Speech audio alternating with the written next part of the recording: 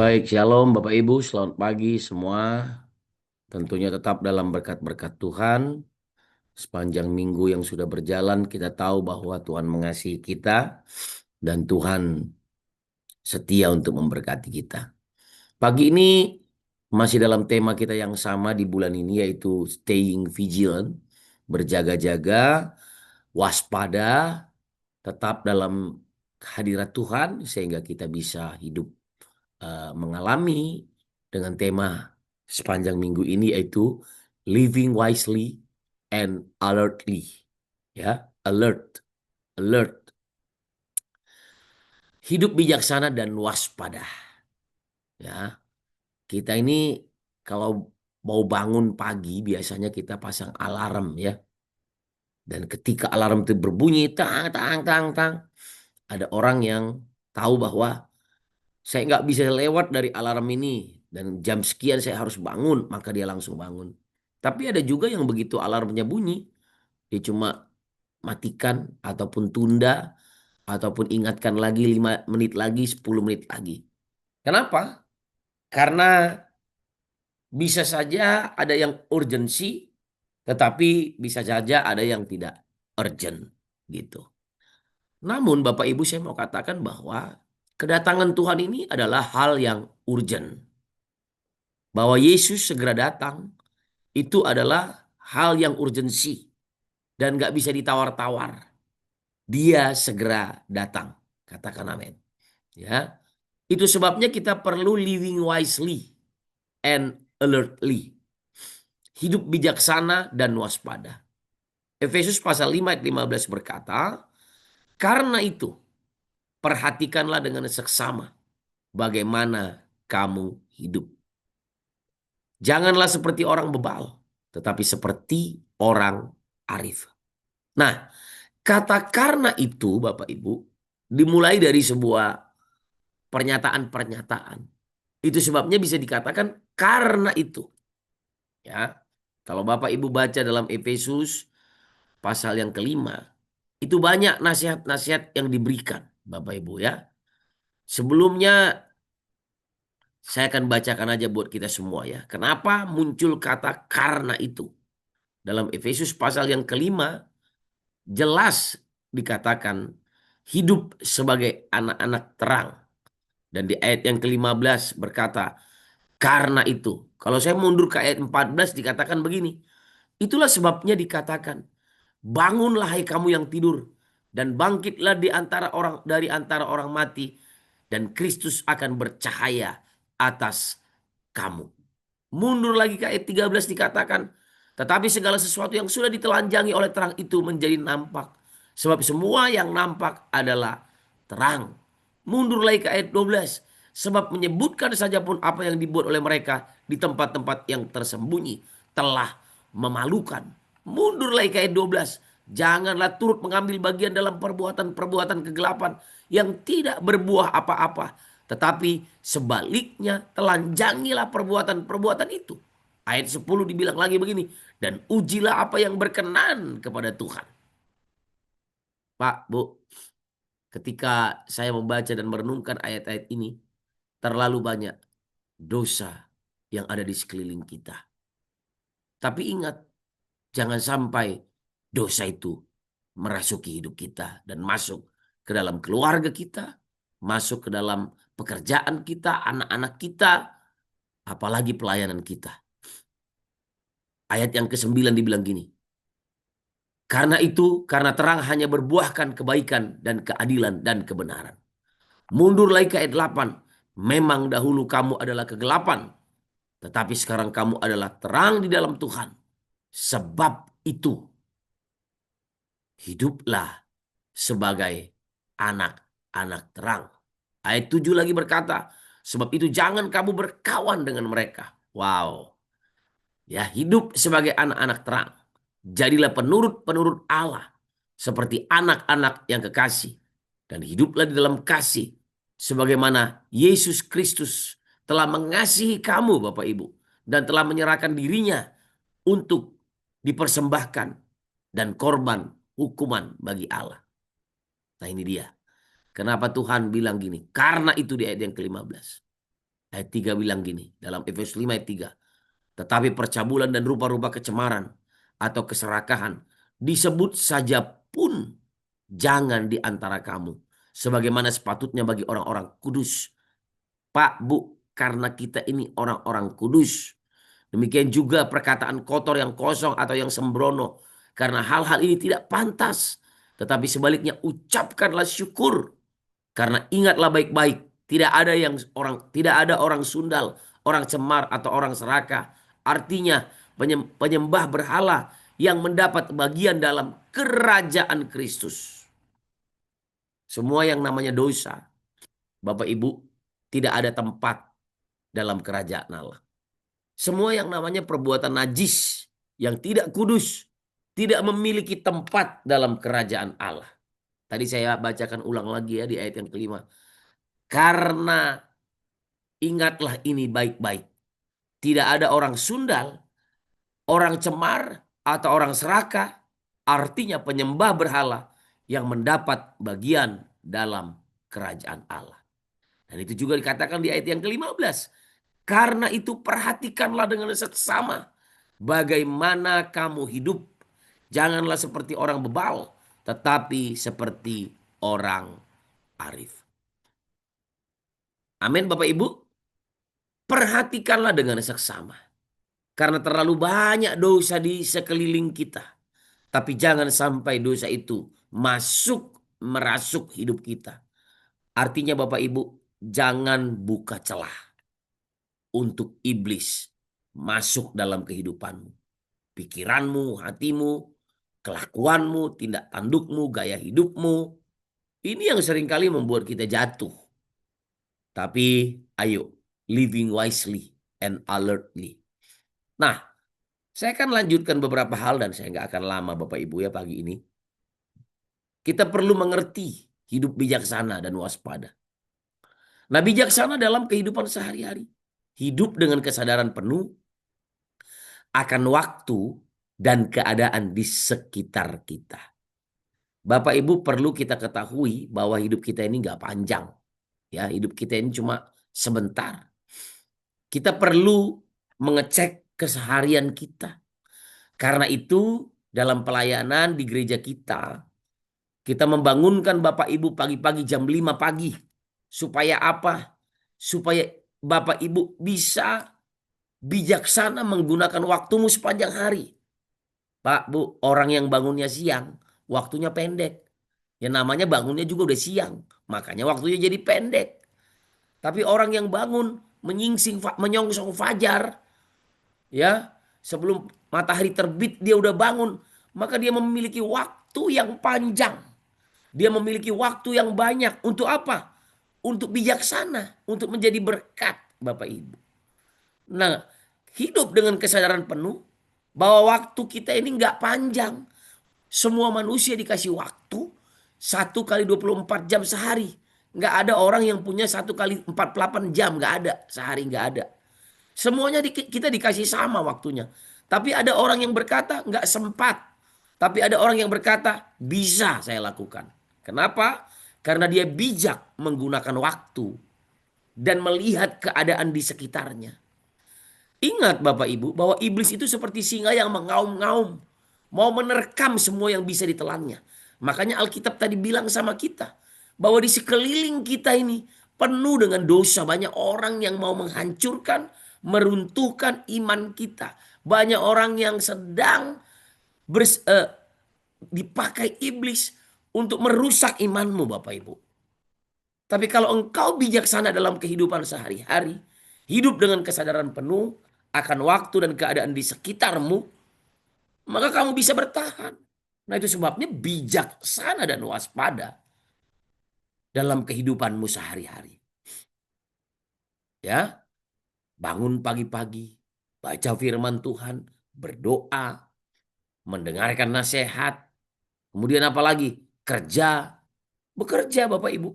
Bekerja dengan bijak, bekerja dengan waspada. Semuanya Tuhan mau memberkati kita. Ya. Kemudian hidup bijaksana itu apalagi Bapak Ibu? Waspada terhadap pengaruh dunia. Alkitab bilang dalam Roma pasal 12, ini yang selalu diulang-ulang. Ayat yang kedua, janganlah kamu menjadi serupa dengan dunia ini, tapi berubahlah oleh pembaharuan budimu, supaya kamu dapat membedakan manakah kehendak Allah, apa yang baik, yang berkenan kepada Allah, dan yang sempurna. Jadi mengerti makna hidup bijaksana dan waspada terhadap pengaruh dunia. Berhati-hati dalam setiap langkah hidup agar tidak terjebak dalam pola pikir atau tindakan yang tidak sesuai dengan ajaran sang raja. Ya, jangan main-main Bapak Ibu. Kemarin saya bersaksi di gereja, saya baru pulang dari Sorong, melayani satu keluarga dan banyak keluarga di sana. Saya mendapati ada orang-orang yang hidup nggak bijaksana, tapi mereka di gereja, Bapak Ibu. Bayangkan mereka pernah berpacaran sejak muda, hamil di luar nikah, punya anak, tapi keluarga tidak menyetujui pernikahan. Yang laki-laki menikah dengan perempuan lain, yang perempuan menikah dengan laki-laki lain. Tapi mereka saling mencintai katanya. Setelah yang pria ini punya anak dua dari perempuan lain, dan yang wanita punya anak dua juga dari pria yang lain. Mereka bercerai, ini bercerai juga, dan mereka kembali lagi. Dan kemarin kami ketemu, dibilang apa? Oh, istri saya sedang hamil anak yang pertama. Padahal sudah ada 5 anak yang lainnya, Bapak Ibu. Nah itu sebabnya hati-hati Bapak Ibu. Akhirnya mereka menikah lagi. Saya bingung ini, pendeta mana yang menikahkan, gitu ya. Tapi ya udahlah, itu bukan urusan saya ya. Artinya mereka perlu diurus hari ini. Dengan apa? Dengan bijak. Makanya kita melihat sekeliling kita, waspada terhadap pengaruh dunia. Dunia bilang bercerai itu nggak apa-apa. Ya dunia juga bilang, ya kalau memang udah terlalu nggak cinta, ya ngapain dipertahankan. Dunia bilang apa? Udah nggak usah melayani, terlalu sibuklah kamu dengan Tuhan. Pikirkan hidupmu. Sepertinya benar Bapak Ibu. Udahlah, sekolah tinggi-tinggi juga buat apa? Toh juga kamu nanti akan mati. Itu kata dunia. Itu sebabnya berhati-hati dalam setiap langkah hidup. Jangan terjebak dalam pola pikir atau tindakan yang tidak sesuai dengan ajaran Sang Raja, yaitu Kristus. Baca firman Bapak Ibu. Teguh berdiri dalam firman. Waspada terhadap pengaruh dunia. Ya, katakan kepada dirimu sendiri. Waspada, nggak boleh kompromi dengan pengaruh dunia. Ya, amin Bapak Ibu. Kemudian apalagi yang perlu kita perhatikan hari-hari ini supaya kita waspada? Nah, karena waktu kita terbatas. Ya, karena waktu-waktu kita terbatas. Kalau kita ngerti betul kita harus bijaksana dan waspada, kita harus tahu bahwa waktu kita terbatas. Dalam Efesus 5 ayat 16, pembacaan kita ini dikatakan, dan pergunakanlah waktu yang ada, karena hari-hari ini adalah jahat. Kita diingatkan untuk memanfaatkan waktu dengan baik, karena hari-hari ini jahat. Waktumu dicuri sama iblis, Bapak Ibu. Seharusnya kamu bisa berbahagia, bersuka cita. Tapi yang jahat mengambil itu semua dari kita. Makanya Bapak Ibu bangun pagi-pagi. Datang sama Tuhan. Berdoa. Sehingga waktumu dalam satu hari itu bisa kamu pergunakan. Ataupun Bapak Ibu pergunakan dengan bijaksana. Kalau bangun aja udah jam 10 pagi. Jam 10 siang. 12 siang. Ya udah tinggal ribut aja kerjanya kita. Kita nggak akan nyambung dengan orang lain Bapak Ibu. Orang udah sampai kemana, kita baru mulai mikir. Habis waktu kita Bapak Ibu. Saya sih tidak berkata bahwa Bapak Ibu jadi berdosa dalam hal ini, jadi masuk neraka. Enggak juga. Tapi kamu enggak sedang tidak bijaksana Bapak Ibu. Anda sedang tidak bijaksana menggunakan waktu. Tapi kalau kita bangun, pagi-pagi benar kita bangun, banyak hal yang kita bisa buat. Dengar Bapak Ibu, waktu kita terbatas. 50, 60, 70 tahun, 80 tahun. Itu pun kalau kuat. Dan itu kata firman Tuhan, cuma tinggal sakit penyakit yang akan datang. Ya, waktu kita nggak panjang. Saya udah 50 tahun sekarang. Dan saya berdoa saya bisa menjadi berkat. Saya nggak akan menyesali waktu-waktu hidup saya. Pak, Bu, saya suka ngomong sama Tuhan, Tuhan apalagi yang saya perlu buat. Tuhan cuma bilang, ya udah ikutin aja perkataanku. Ya, nggak usah terlalu banyak nanya-nanya lah gitu sama Tuhan. Udahlah, baca firman, dengar firman, Tuhan bicara, udah langsung aja lakukan. Waktu kita terbatas Bapak Ibu. Terus kita mau bikin-bikin dosa, bangun siang-siang. Terus kita bilang kita rohani. Ayo Bapak Ibu, pakai waktu yang terbatas ini untuk memuliakan Tuhan. Karena kedatangan Sang Raja udah semakin dekat. The King is coming. Believe or not believe, Jesus is coming. Ya, ini menjadi pengingat bahwa kita dipanggil untuk hidup dalam kesiapan. Seperti perumpamaan 10 gadis. Ada yang bijak, ada yang bodoh. Nah, 5 gadis yang bodoh itu dia itu. Mohon maaf ya, yang nggak bisa menggunakan waktu dengan baik. Minyaknya nggak cukup. Kenapa? Karena berhela-hela, berleha-leha, bukan berhela-hela. Ya, berleha-leha. Ah, udah gampang, nanti juga cukup. Udahlah, oke kok. Nggak ada yang kurang, udah cukup kok itu. Udah beli aja. Saya punya mobil Bapak Ibu ya. Mobil saya udah cukup tua lah mobil saya ini. Udah tahun 2011. Udah berapa tahun tuh 2011 ke 2025, 14 tahun. Ya puji Tuhannya mobilnya apa ya inilah ya masih cukup oke untuk saya pakai. Setahun lebih nih itu ampere meternya itu rusak. Ampere meter untuk bensinnya lah bahan bakar karena saya pakai diesel ya. Jadi rusak. Saya nggak jadi bodoh. Saya pakai cara saya karena saya cek ke bengkel 1 juta lebih katanya untuk perbaikin itu aja. Tapi saya ingat gini caranya. Saya ingat papa saya dulu waktu masih saya kecil-kecil dulu kan kami punya mobil juga. Ya di zaman dulu kan mobil jarang mobil baru ya. Jadi waktu saya kecil papa saya cuma ingat kalau kamu isi solar ataupun bensin nolkan lagi kilometernya. Mobil ini berapa kilometer berapa kilometer per liter. Nah, kamu bisa tahu masih ada enggak gitu dia. Jadi saya setiap kali isi solar, saya isi full, saya nolkan lagi itu yang kilometer yang bisa dinolkan itu kan ada 2 odo itu kan. Dan saya kemana aja pergi, saya berjaga-jaga, saya lihat. Oh, udah sekian kilometer. Berarti kurang lebih bahan bakar mobil saya masih ada bisa sampai sekian kilometer. Karena kalau isi full tank, mobil saya itu bisa mencapai 400 kilo. Mungkin sampai 450 kalau isi full gitu ya. Ya paling sedikit 400 kilo lah gitu. Jadi saya udah bisa rata-ratakan. Kalau dia udah di 300 kilo, saya perlu mengisi. Saya nggak mau nanti terjebak karena perjalanan saya ternyata saya hitung-hitung 1 minggu. Perjalanan mobil saya itu bisa 300 sampai 400 kilo per minggu. Cukup jauh juga. Saya hitung-hitung. Oh iya ya. Nggak, nggak pendek ternyata perjalanan mobil saya ini. Nah jadi Bapak Ibu perlu berjaga-jaga. Jadi saya lihat ketika saya pergi ke Bekasi, kemana saya pergi. Saya lihat nih berjaga-jaga. Begitu ampere meternya menunjukkan udah mendekati angka 350, saya udah nggak bisa lagi, saya harus isi. Karena saya nggak mau terjebak. Di Jakarta kita tahu sendiri, kemacetan, kemudian perjalanan yang tak terduga, bisa-bisa habis bahan bakar di tol kan bahaya saya. Nah makanya saya perhatikan, begitu udah 350 paling tinggi topnya, saya udah harus isi. Ya, itu dia kedatangan anak sang raja itu nggak tahu kita.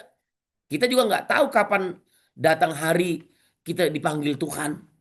Makanya isi terus minyakmu Bapak Ibu. Kemarin di ibadah satu kita diingatkan.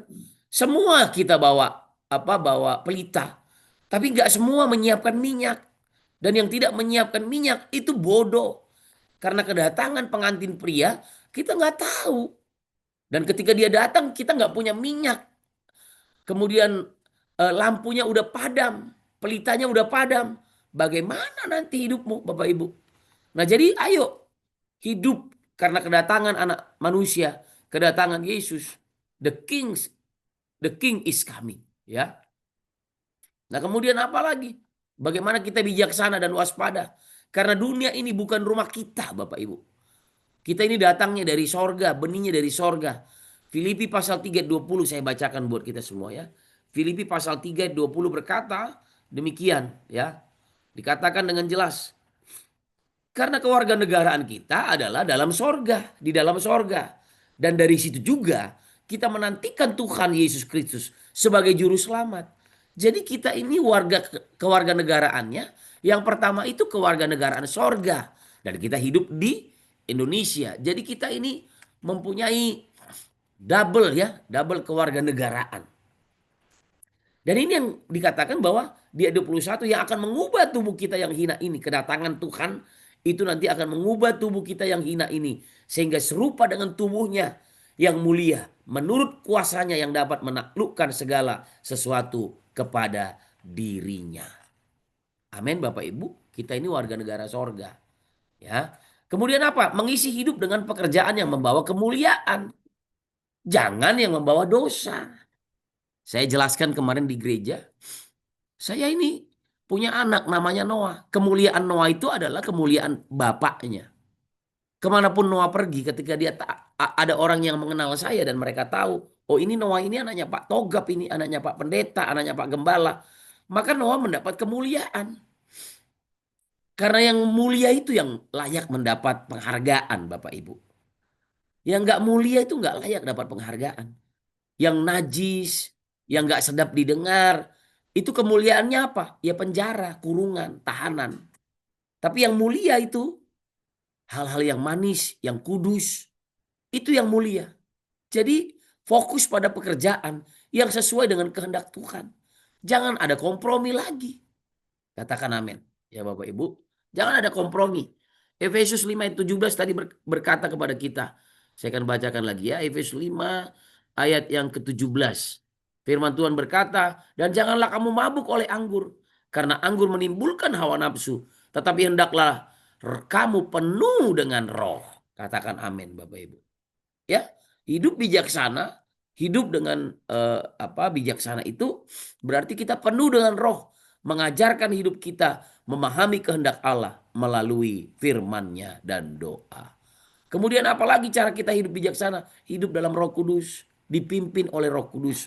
Efesus 5 ayat 18 berkata, tadi janganlah kamu mabuk oleh anggur karena anggur menimbulkan hawa nafsu, tetapi hendaklah kamu penuh dengan roh. Kita dipenuhi dengan Roh Kudus untuk menghadapi tantangan hidup dan menjaga kesiapan kita. Tuhan memberkati kita semua Bapak Ibu. Mari kita bersiap karena Yesus segera datang. Hidup bijaksana dan tetaplah waspada. Sharingkan beberapa hal yang sudah disampaikan tadi. Apapun yang Bapak Ibu tangkap hari ini.